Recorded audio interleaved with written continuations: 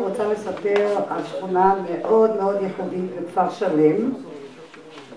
אני לא יודעת מאיפה צץ השם הזה, אבל אני גדלתי על שכונה שנקראת סלמה ולא כפר שלם. מה שאתם קוראים סלמה, כפר שלם זה היה סלמה א', שכונת החב"נים זה היה סלמה ב', ומה שנקרא היום סלמה ג' זה שייך לרמת גן, מעבר לכביש, רמת השקמה. באו ההורים שלנו 31 משפחות מכפר מאוד נידח, יהודים שהתגלו באקראי, לגמרי באקראי, בתימן. היה איזה מטוס, טייס שנפל בעדן, וגילו שם קבוצת חב"נים שהיו הולכים עם שיער ארוך, עם חצאיות, משהו שלא היה מוכר עד אז, תימנים שלובשים תכשיטים, גברים עם שיער ארוך וחצאיות.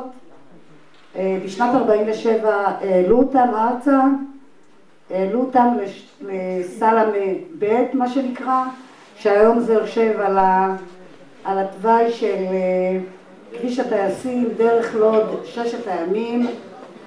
ואז גם קיבלנו את כל השטח של פארק לאומי ברמת גן לעיבוד חקלאי, מה שמאוד לא טעם את האוכלוסייה החב"נית, כי בתימן הם לא ידעו מה זה לגדל ירקות ופירות, כולם היו בדרך כלל צורפים, רובם צורפי כסף. הם הקימו עמותת ארנון, התחילו לעבד את פארק לאומי שהיה מטע ענק של פרדסים, אגסים וכהנה וכהנה, ושיווקו את זה. וקם איזה ראש עיר חמוד שקוראים לו קרניצי ז"ל, ופשוט חמד את הפרדס הזה והחליט שהפרדס הזה יהפוך לפארק רמת גן. אחרי משא ומתן עם הרצפלד וכל מיני אנשים בכירים, הסכמנו במרכאות לתת לו את פארק לאומי ולקבל חלקת 3 שצמודה לחירייה, וכל משפחה קיבלה 3 דונם אדמה. כל אחד איבד את זה בתנאים מאוד פרימיטיביים. אבל אני רוצה גם לספר על הבית שלי. זאת שהייתה קודם פנינה, היא הייתה המדריכה שלי במועדון שמשון. באמת למדתי בית ספר בעל שם טוב. כל יום הייתי הולכת, פוגשת את פנינה היקרה. מישאל ברזילי, היינו הקבוצה הראשונה שלימד אותנו ריקודי עם. בכיפה שמתנוססת מעל על מועדון שמשון, שם למדנו חליל, ולומר את האמת, זה היה ללמוד חליל, זה היה משהו ממש לא טריוויאלי בתקופה שלי. אני לא צעירה. מה שאני רוצה להגיד,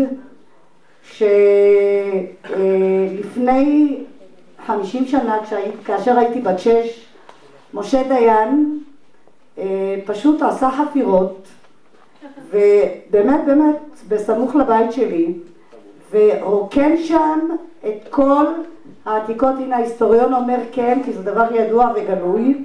הוא רוקן שם את כל החפירות, כי היו שם המון כלי חרס, הרבה נחושת, כי אם ידוע לכם, אנחנו יושבים על בני ברק המקראית,